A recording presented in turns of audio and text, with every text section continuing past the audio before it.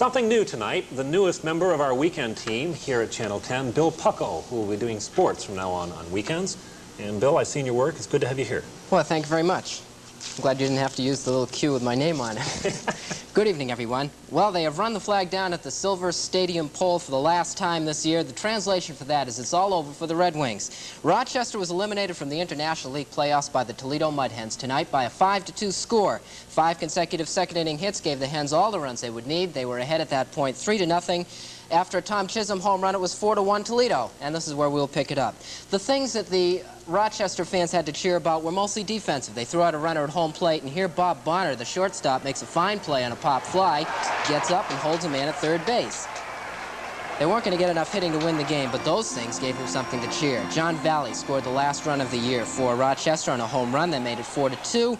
Final run of the game scored on a double steal here, pulled off in the 8th inning by Toledo. Doc Estes scored. That made it 5-2. That would be it. Rochester goes out in order in the 9th inning. 5-2 the final score, and Toledo takes the series 3-1. In the other International League series, that one's going to keep going, and Toledo doesn't know they're playing yet.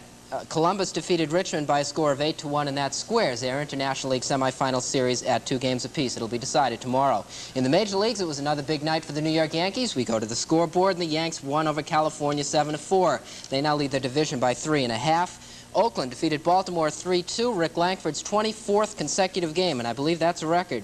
Cleveland 8, Kansas City 3, George Brett 0-for-3 tonight. He's down to 396. Mike Jones got a chance to pitch for the Royals tonight.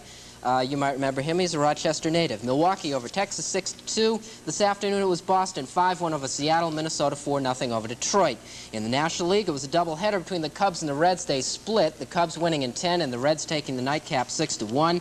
Pirates are 2 games back as they lose to Atlanta. Shutout for Sanderson and Lee from Montreal. They beat San Francisco 9-0. They are 2 games ahead in that division.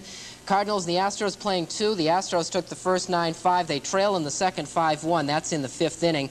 Dodgers leading early over the Phillies, and the Mets likewise over the San Diego Padres. This could have been the greatest day ever in the history of Czechoslovakian tennis, but it didn't work out that way. At the United States Open this afternoon in New York, almost did not count. First of all, it was the women's finals, the championships, and it was Chris Everett Lloyd, not too unexpectedly defeating her younger counterpart, Hanna Mandiklova, an 18-year-old from Czechoslovakia. That was match point. Everett had to come from behind. It was 5-7, 6-1, 6-1. Those are the scores. One of the biggest wins, tournament wins ever for Everett Lloyd. Bjorn Borg was also playing the Czechoslovakian today. That is Borg in the near court, match point. He lost the first 2 sets, 4-6 and 4-6, but he rallied quite nicely, 6-1, 6-1, and 6-1. So Borg moves on to the finals by defeating Johan Kriek. Borg has never won a U.S. Open, surprisingly. He'll get his chance tomorrow, and the opposition will be the man on the near court. We picked this one up in the daytime. It went 4 long hours, which is part of the reason that you didn't see us at 7 o'clock this evening. McEnroe took it by scores of 4-6, 7-5, 6-love, 3-6, 7-6. The tiebreaker you just saw went 7-3 for McEnroe. At 4 o'clock tomorrow afternoon, it will be McEnroe and Borg for the U.S. Open Tennis Championship. You can see that right here. Today's third-round golfing leaders, Dr. Gil Morgan and Donna Caponi-Young. Young owns a single-shot lead at the World Series of Women's Golf. That one's being played in Cleveland. At Pleasant Valley in Massachusetts, Morgan carries a 2-shot lead in tomorrow's final round of the Jimmy Fund Classic. Rochester's Terry Deal shot a 74. He is even par for the tournament, 10 strokes back. Fall sports season officially arrived today with the first substantial schedule of college football games. The big matchup of the day turned out to be a bust competitively as Notre Dame took on Purdue. You're watching Notre Dame in the dark uniform scoring the first touchdown in what would be a 17-0 lead over Purdue. The Boilermakers had to play without their Heisman Trophy candidate Mark Herman, and that certainly didn't help.